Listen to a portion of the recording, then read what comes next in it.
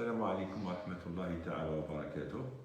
دكتور سيشي مراد، طبيب مختص في أمراض الأنف والأذن والحنجرة.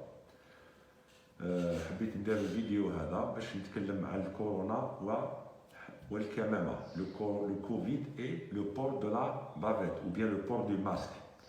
قبل ما ندير الفيديو هذا حبيت نعطيكم واحد الفيديو. سيدنا محمد صلى الله عليه وآله وسلم. رانا في لامور تاع جوانفيل. شوفوا سبحان الله بحمد الجزائريين بالأخص البوليديين يموتون بصمت. شوفوا سنادق،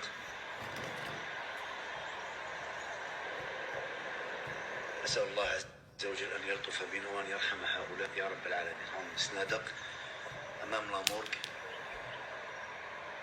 وكولوا في المقبرة والعياذ بالله يقول له صندوق ولا موت عادي. لما يقولوا صندوق يعني كورونا ولا موت عادي، معناتها يحلوا له قبر عادي. أسأل الله عز وجل أن يلطف بنا يا الله، فينا أطفال ورجال وشيوخ وعجائز، فاللهم ارحمنا بهم يا رب العالمين. اللهم ارفع عنا هذا البلاء والوباء يا رب العالمين. يا رب ارفع عنا هذا الوباء. راكم عارفين عندنا أحباب وجيران وإخوان يموتون في صمت ويدفنون في سر وفي صمت، وما يحضروش الناس ليهم. حتى التعازي ديور الموتى ما كان اللي يدخل لهم، ما كان اللي يعزيهم، يعني يبكوا وحدهم يقعدوا وحدهم. أسأل. يموتون في صمت ويدفنون في صمت نتيجة اللامبالاة.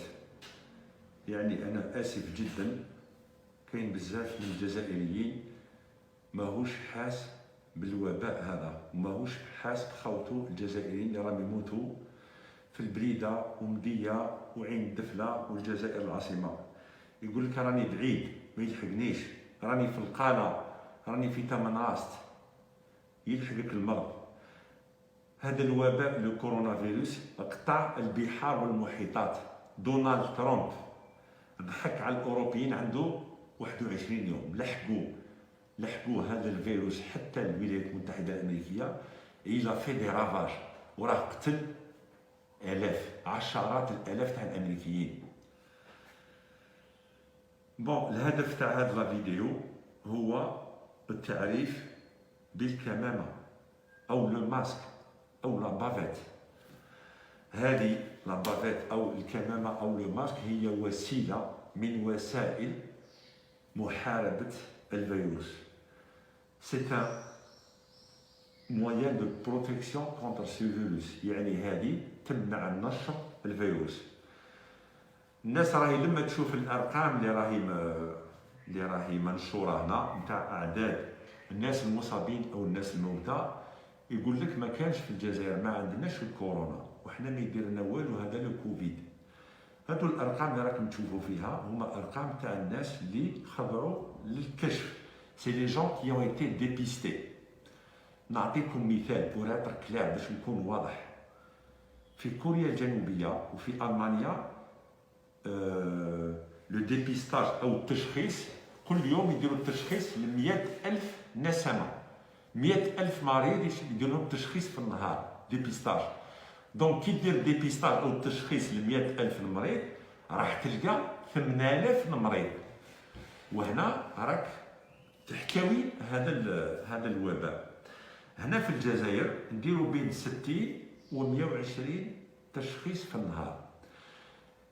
كوريا الجنوبيه دير 100,000 تلقى 10,000، انت دير 80 تلقى 8. دونك هذه لو نومبر، العدد نتاع الناس المصابين راهو مش مرتفع باسكو ليس لدينا تشخيص.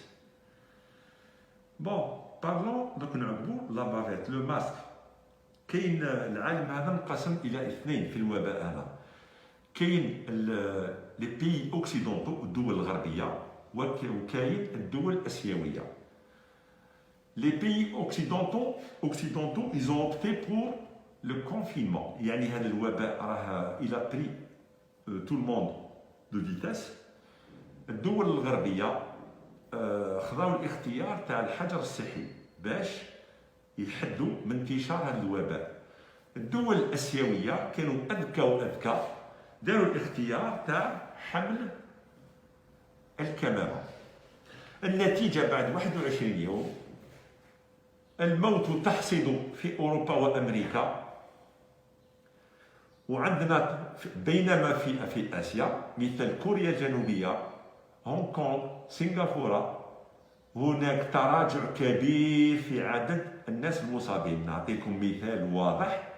هونغ كونغ اللي هي دويلة يعني ماهيش كبيرة بزاف خلاص، فيها 7 ملايين سكنة، فيها أكبر كثافة سكانية في العالم، فيها 7 ملايين ساكن، ما عندهمش حجر صحي. Ils ne sont pas sous confinement. عندهم حالتين تاع وفاة. Ils ont 2 cas de décès. الناس سكان تاع هونغ كونغ يخرجوا ويروحوا يركبوا في النقل ويروحوا للعمل تاعهم ويقضيو صوالحهم. بصح 7 ملايين النسمة تاع هونغ كونغ كي يخرج يلبس الكمامة.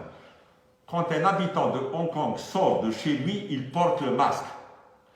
علاه؟ Parce que les Asiatiques, ils ont compris. Le Covid, هذا الكورونا هذا، le virus هذا، باش يدخل في جسم الإنسان يدخل عن أنف ولا عن الفم. Donc كي نغلق له الباب ما عندوش منين يدخل. Il n'a pas de voie d'accès. هما نجحوا في السياسة تاعهم، في السياسة الصحية، le port de bavette plus dépistage. Les Européens ou les Américains, ils ont opté pour le confinement. علاش الأوروبيين خيروا le confinement؟ Parce que ما كانوش يستناو في انتشار هذا الوباء. Ils ne s'attendaient pas à une épidémie d'une telle ampleur. Ils n'étaient pas équipés en masque. ما كانوش عندهم العدد الكافي من الكمامات. دونك باش يسكتوا الشعوب تاعهم طلبوا منهم ولا قالوا لهم باللي هذا الكمامه هذه باش سي با لا بان تلبسوها، ما تلبسوهاش، ما تحميش الناس. بعد 15 يوم ضاحوا ils ont opté pour le confinement. الناس قعدوا في الكونفينمون والمرض زاد انتشر. هنا كاين كاين 2 زيتود كي ont été faites، كاين 2 دراسات. كاين واحد الباحث الماني اسمه البروفيسور هندريك ستراك. هذا بروفيسور هذا سي ان بروفيسور اون فيرولوجي في علم الفيروسات. لما انتشر المرض تاع المرض نتاع الكورونا في المانيا، كاينه واحد المدينه في المانيا انتشر فيها الكورونا بكثافه كبيره. هذا البروفيسور هز الفريق نتاعو وراحوا للمدينه هذه، وين يسمع باللي دار فيها وفيات تاع الكورونا يروح هو والفريق تاعو كيما لا بوليس سيونتيفيك ويبحثوا على الكورونا في هذا الدار. يبحثوا في لي بوانيي تاع البيبان، يبحثوا في السطوح، يبحث في التليفون، يبحث. بعد 10 ايام هو يبحث الحق لهذه لا كونكلوزيون. هذا الفيروس تاع الكورونا ما يعيش فوق السطوح، ما لقاش. يعني دار اللي يموتوا فيها 2 ولا 3 من الناس، يدخل ثم البروفيسور في النهار هذاك هو والفريق تاعو يبحث عن الفيروس فوق الطابله، فوق الروبيني، في التليكوموند، في التليفون، في الحاسوب، ما لقاش. il n'a pas trouvé de virus.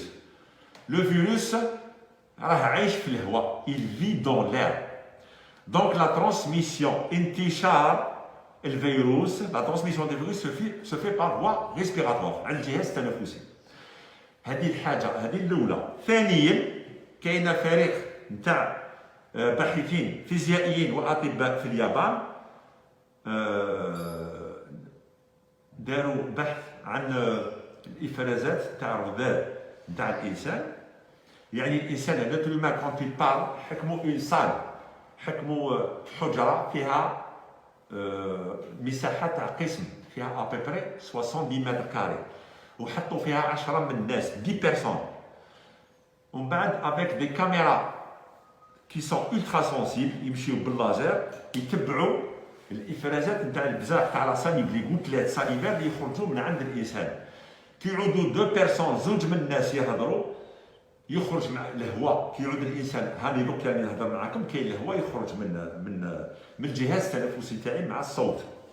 كاين قطيرات صغيره تحمل الفيروس. بعد كي تبعوا هذوك القطيرات، كاين قطيرات سي دو لورد دو 10 من 10 ميكرومتر الى 500 ميكرومتر.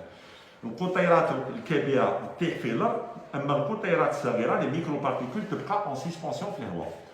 ابري 20 مينوت بعد 20 دقيقه تبعوهم بلي كاميرا ولازير اليوم باللي ابري 20 دقيقه هذوك القطيرات اللي بقاو في الهواء ينتشروا في الحجره كامله. دونك هذا لو كوفيد لو فيروس تاع لو كوفيد راهو في الهواء اللي نتنفسوا فيه. دونك ليدي اللي كانت من قبل باللي راح غسل يديك بلو جال هيدروالكوليك وغسل بالجافيل ولي سيرفاس ومنا نو. هادي لي زازياتيك ايزون كومبري سا، فهموا باللي هما ايزون ديكسبيريونس افيك لي زيبيديمي، هما عندهم خبره مع الاوبئه هذه. فهموا باللي كل مرض يقيس جهاز تنفسي يدخل منها، يدخل اما على الانف ولا على الفم. غلق له الباب وغلق له الطاقه. لو فيروس ما يقدرش يعيش. لو فيروس هذا لازم له الرئه تاع بنو ادم باش يتكاثر فيها. كي لو كان كل واحد يغلق له الباب ويغلق له الطاقه، هذا الفيروس يبقى في الطبيعه. في الطبيعه il ne peut pas subsister. Il va se dégrader ويروح. دونك هما لي ازياتيك ايزون كومبري، لبسوا لي بافيت، يعني اي ازياتيك يخرج برا يلبس الكمامه تاعو. وما كاين حتى ازياتيك يعدي الاخر. نعطيكم مثال، نركب في حافله تهز 50 شخص، انا عندي الكورونا وراني مريض بالكورونا وراني عندي السعال. نركب في الحافله ما نقدر نعدي حتى واحد. الا كان 50 انسان 50 شخص راكبين في الحافله ودايرين الكمامات تاعهم، سي تو الموند بورت سون ماسك، وانا راني ركبت معاهم داير الماسك تاعي، ما نقدر نعدي حتى واحد. لماذا؟ على خاطر كون نتكلم ولا نسعل ولا نعطس، لي ميكرو بارتيكول يبقاو داخل، ما يخرج والو، يبقاو داخل الكمامه. والناس اللي معايا ما يقدرش يعقب لهم لو كوفيد لو كورونا فيروس. بوركوا؟ باسكو الباب مغلوق والطاقه مغلوقه، دونك لو فيروس ما سو ترونسمي با. ولهذا في هونغ كونغ مازالت الناس تعيش طبيعيا، يعني في هونغ كونغ وفي كوريا الجنوبيه وفي سنغافوره راهم عايشين يقضوا في صوالحهم، ما عندهمش الحجر الصحي وما عندهمش انتشار الوباء، استطاعوا ان يحتووا الوباء. Ils ont pu contenir cette épidémie. Bon. ما هو الدور تاع لاباف؟ ما هو الدور الكمامه؟ ما هو الدور تاعها؟ سي كوا سون رول؟ هذه الكمامه يعني هذا لو فيروس يدخل باش يتكاثر هذا لو فيروس في بلاصه. نعطيكم مثال في برج براليج هنا، باش يتكاثر هذا لو فيروس لازم يقتل على الاقل مئات. لان الانسان كاين لو بورتور سان، كاين انسان اللي راهو مريض يعني مصاب بالفيروس بصح ما عندوش اعراض كبيره، عنده سعال خفيف او حمى خفيفه، هذا ما عندوش اون كونسونطراسيون كبيره في الجسم تاعو. بصح الانسان اللي بدا مرض عنده لا تو اكسيتيرا، راه مرض في حاله نيتا افونسي، هذا عنده اون غروند برودكسيون نتاع لو فيروس. ولما يموت الانسان هذا يعود يخرج مليارات نتاع الفيروسات. دونك هادو لي فيروس هادو ينتشروا في الطبيعه بور ليميتي لا ديفوزيون نتاع لي فيروس هادو. حنا قلنا الفيروس هذا باش يقدر يعيش ما يكونوا مئات المليارات، باش يقدروا يعيشوا لازم يدخلوا في الرئه تاع جسم الانسان. منين يدخلوا؟ هاو الباب وهاي الطاقه، ماشي العينين ماشي لي زيو، يدخلوا على لو ني ويدخلوا بار لا بوش، اسونسيالمون بار لو ني، يدخل على النيف، يدخل كي ندير هكا كونجينال يدخل لو فيروس، كي ندير له هذه هكذا كي نخرج برا نلبس هذه الفيروس ما يدخلش. والانسان اللي راه برا مريض، مريض عنده الكورونا، مريض في حاله خطيره، يمشي في الطريق وعنده هذه ما يعدي حتى واحد. هذا هو لو رول دو لا بافيت. ولهذا من المفروض لو بور دو لا بافيت يولي اوبليغاتوار، يعني هذا وضع هذه الكمامه يولي اجباري. ونطلب من سياده رئيس الجمهوريه ان يعمم حمل هذه الكمامه لحد من هذا الوباء، باسكو سي لا سول سوليسيون، لانه الحل الوحيد. ما كاين حتى دواء، il n'existe pas دو ميديكامون بور سو فيروس، ليس هناك دواء لهذا الفيروس. يعني الانسان اذا كان مرض بالكوفيد، اذا كان ارتاح راهو بالقدره تاع ربي، فوالا هذا ما كان. بون نهضروا دوك على لي بافيت. كاين ناس بزاف مساكن ما على بالهمش دو كوا يساجي، يقولوا علاش ماكش ندير لا بافيت الكمامه، يقول لك ما على باليش وين نشريها، ومعقمه ولا مش معقمه، واسكو نطيشها ولا نرميها ولا نخبيها ولا. لا بافيت حنا نو فيفون با دون ان بيي كيما الالمان ولا لو جابون ولا لي زيتازوني، وين نشري لا بافيت جوتاب نلبسها كل 4 سوايع 5 سوايع نطيشها. حنا نو نافون با لي مويان، ما عندناش الوسائل باش نديرو هكذاك. حنا نقدروا نديرو دي بافيت ريوتيليزابل، معناتها اون بافيت هي كمامه مخدومه بالكتان، نلبسها الصباح كيما اللي لابسها هذه، العشيه ولا نلبسها كي نخرج لبرا، الا شتا راح نقضي حاجه عند لاليمونطاسيون ولا عند البيسي، ولا راح نشكل الخبز كي نجي خارج من داري نلبسها. لماذا؟ باش ما نعديش الناس، وباش الناس ما يعديونيش، وما نحيهاش خلاص. كي نخلص نرجع للدار عندي 3 طرق باش نعقمها، يعني ماهيش خلاص، ماهوش تعقيم انستيريزاسيون كومبليت، معناتها نحي لها الفيروس. هذا الفيروس إلي سونسيبل، هو حساس بزاف للصابون والحراره. نقدر نغلي الماء، نطفي الغاز، نحكم لا بافيت هذه نحطها في الماء الساخن، نحطها لمده 3 دقائق، نجبدها، نغسلها بشوي صابون وننشرها، ما فيهاش الفيروس، غدوه نقدر نلبسها. نقدر العشيه كي ندخل للدار نغسل لا بافيت تاعي بالماء سخون والصابون، ننشرها، كي تنشف غدوه قبل ما نلبسها جو لا روباس، نحددها برك، ما فيهاش فيروس. هذا هو التعقيم، سي با كومبليكي، ماهيش معقده خلاص. لا بافيت هذه تتخيط كيما هنا في برج باراليج، كاين لي زاتوليي دو كونفيكسيون، كاين ناس محسنين، يعني كاين موفمون كبير تاع لي زاسوسياسيون دو بيانفيزونس، كاين ناس محسنين، وكاين دي زاتوليي مساكن اللي راهم متطوعين. نروحو نجيبو الكتان نشريوه ولا يمدوه كيلكو بيرسون، نروحو لي زاتوليي يخيطونا هادو لي بافيت هادو ونسربيهم. درك كيما الى غايه اليوم عندنا واحد 4 ايام ولا 5 ايام، on a commencé à fabriquer des combinaisons de protection للاطباء اللي راهم يخدموا في الوحدات تاع الكوفيد، وبدينا نخدموا في الكمامات هادو للاطباء.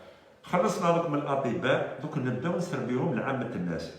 ماذا بيك الناس لازم يفهموا بلي كي يلقاو الكمامات هادو تاع الكتان يتباعوا ما يشريوهمش، سا نسو فون با، هادو يتمدوا باسكو راهم يخدموهم ناس محسنين يلقطوا الصوار ويخدموهم ويتمدوا. دونك كون تلقاو واحد يبيع في هذه او عصابه ما تشريوش عليه، سا سو دون غراتويتمون. ومن بعد الانسان كي يحكم اون بافيت تكفيه، يخرج بها كي يخرج برا، كي يرجع للدار يغسلها، غدوه منك يعاود يلبسها. دونك سي با لا بين دافوار دون افوار 1000. هذه لا بافيت دوك باش نعطيك كيلكو ديتاي. بوكو دو جون، يعني كثير من الناس تلقاه برا يمشي ولابس لا بافيت ندير لها هكذا، تقول له اخي علاه راك لابس لا بافيت هكذا؟ يقول لك دير لي الضيقه، نخيق تخيقني. لا لازياتيك كي يلبسها ما ديروش الخيقه، لازياتيك كيما انت، لازياتيك يلبسها. روح سقسي الناس اللي راحوا لمكه والمدينه، لي سول بيرسون اللي يلبسوا لي بافيت هما لي زازياتيك، او بلا ما كاين لا غريب يلبس لا بافيت. دونك هذه لا بافيت باش يلبسها الانسان وما يقولكش دير لي الضيقه ولا دير لي الخيقه، لازم تكون كونفورتابل. معناتها لو تيسو تاعها الكتان هذا ما يكونش فيه لو ميلون. راني شفت انا دي بافيت درت على لي زاتوليي، كاين دي بافيت مخدومين بلا فيزلين ولا بلا كريليك. كي دير البافيت مخدومه بلا كريليك ولا بلا فيزلين، كي تركبها تاكلك سا دون دي ديمونجيزون، يولي المريض بلا ما يحس بار ريفلكس ينحيها باسكو تاكلو في وجهه. ماذا بك يا جماعه كي تخدموا ديروا تطوع، تخدموا دي بافيت تخدموهم بلا غاباردين سوبل ولا افيك دو لا بوبلين كي ما فيهاش بزاف لو بوليستر. لي ديمونسيون تاع لا بافيت هذه il faut با تكون فيها، ما لازمش تكون مخدومه هكذا بلي زيلاستيك هادو، باسكو لا بافيت اللي مخدومه بلي زيلاستيك هكذا كي يديرها الانسان يركبها في ودنيه، بعد 10 دقائق ربع ساعه نص ساعه توجعوه هنا ينحيها. والهدف من لابافيت انه ما تنحاش كي نكون برا. دونك واش ندير؟ لابافيت كي نخيطها تكون بلي زيلاستيك يعقبوا من اللور، دو زيلاستيك كي نلبسها يعقبوا داريا لاطيت، هادو ما يطلقوش، يقدر الانسان يرقد بها. لي ديمونسيون تاع لابافيت، لي ديمونسيون يعني القيس تاع لابافيت تكون منا فيها 19 سنتيمتر ومنا 22 سنتيمتر. بون دوك نوجه نداء للشباب الجزائري، باسكو راكم شفتوا لا فيديو هذاك نتاع الاخ الكريم تاع بليده، وشفتوا السنادق، وشفتوا طريقه الدفن تاع الناس اللي يموتوا بالكوفيد. هادو الناس اللي راهم يموتوا بالكورونا فيروس ماهمش هما الناس اللي كانوا يخرجوا برا، ماشي هما. هادوك اللي يخرجوا برا لي جون اندر 18 و 25 عندهم المناعه تاعهم مليحه، ايزون اون بون ايمونيتي. اخيرا اوجه نداءين. النداء الاول الى سياده رئيس الجمهوريه، نطلب منه باش يعمم الوضع الاجباري للكمامه لكي نستطيع احتواء هذا الوباء. انها الوسيله الوحيده لاحتواء هذا الوباء. ليس هناك دواء للكورونا. C'est le seul moyen de stopper cette épidémie, le port obligatoire du masque. النداء الثاني أوجهه إلى الشباب الجزائري. Parce que les victimes de cette épidémie، الناس اللي راهي تموت من هذا الوباء ماهمش الشبان، للأسف الشديد. راهم يموتوا الناس الكبار اللي راهم قاعدين في الديار، اللي راهم محترمين الحجر الصحي، يسلكوا في الغلطات نتاع اللامبالاة نتاع الشبان اللي راهم يخرجوا برا. الشاب اللي راه بين 18 و 30 سنه اللي يخرج برا ويجمع، يهز الوباء من برا ويديه معاه للدار، هو ستان بورتور سان، يعدي باباه ولا يماه ولا جداه عندها اون هيبرتونسيون ولا عندها السكر ولا عندها مرض القلب ولا لي ازماتيك وتموت. دونك هذا الشاب هذا نوجه له نداء. هذا الشباب الجزائري اللي راه أبهر العالم مدة عام تاع حراك بسلميته وحضارته، أترجاه، je le supplie de porter la bavette، أترجاه أن يلبس هذه الكمامة لمدة شهر أو شهرين. هذه ماهيش حاجة، ce n'est pas quelque chose impossible à réaliser. هذه ماهيش، ما طلبتش المستحيل. هذا باش نليميتيو، باش نقلوا من انتشار هذا الوباء. أترجى الشباب الجزائري الواعي المحترم المتحضر أن يلبس الكمامة لما يخرج من المنزل.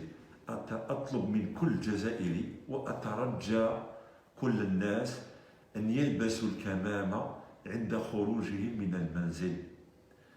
شهر رمضان بقالو أسبوعين، كاين بعض الناس راهم يقول لك بلي رمضان هذا كي جا رمضان بعض العلماء يفتيونا وما نصوموش باسكو كاين الوباء. العكس، في شهر رمضان المناعة تاع الإنسان تزيد، لأن كاينه اون سو برودكسيون نتاع لي سيلول سوش. دونك بالصيام المناعة تزيد، معناه بالصيام الوباء ينقص بإذن الله. لو كان كل جزائري يحترم التوصيات الخاصة بوضع الكمامة راح نستوليو على الوباء هذا، ونصليو بإذن الله التراويح في المسجد. والسلام عليكم ورحمة الله تعالى وبركاته.